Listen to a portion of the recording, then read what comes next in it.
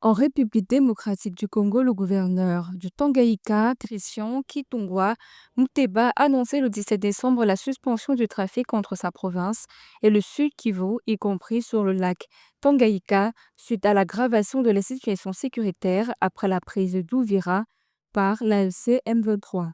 Plusieurs mesures ont été prises, notamment l'intensification des patrouilles des FARDC, la fermeture des aérodromes de Kanunka et Kisengo et des restrictions sur les rassemblements publics et la circulation nocturne. Les autorités ont également renforcé les contrôles aux frontières et transféré les prisonniers dangereux vers d'autres villes.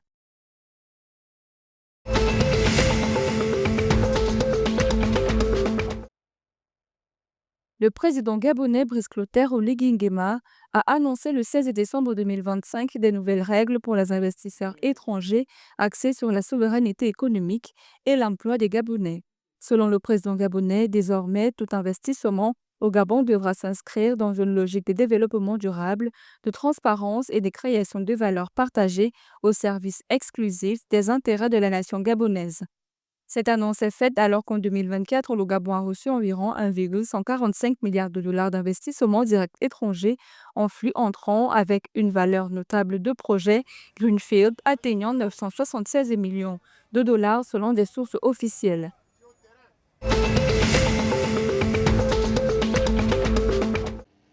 La Commission de la Communauté économique et monétaire de l'Afrique centrale, l'économie de la région devrait accroître de 3,4% en 2026 à près de 2,7% en 2025, soutenu par l'agriculture et les travaux publics. La productivité agricole a progressé modérément avec une croissance annuelle de 2% à 4%, mais variable selon les pays et les investissements. Cette dynamique résulte des politiques de diversification économique, de l'import-substitution et des investissements dans les infrastructures, notamment énergétiques.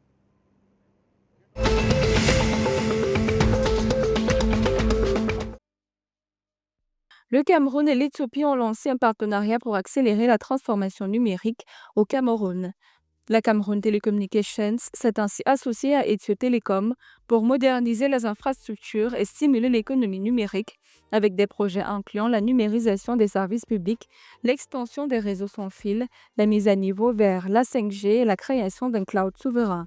Un projet clé est le lancement de Blue Money, un service de paiement mobile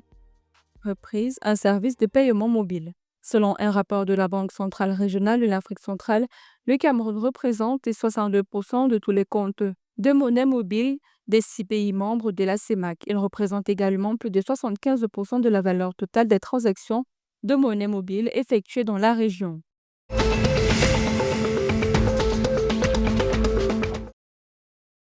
Du 12 au 22 décembre 2025, Brazzaville, capitale de la République du Congo, accueille un tournoi de handball organisé par la Dynamique pour le réveil du handball congolais et le club des GSP. Le tournoi visant à combler le manque de compétition nationale et de handball et à renforcer les liens entre les équipes du Congo et de la RDC, réunit des équipes de plusieurs départements du Congo ainsi qu'une équipe de Kinshasa. Le match inaugural a opposé l'équipe féminine de la DGSP à celle de l'Interclub, première rencontre de la compétition remportée par la DGSP.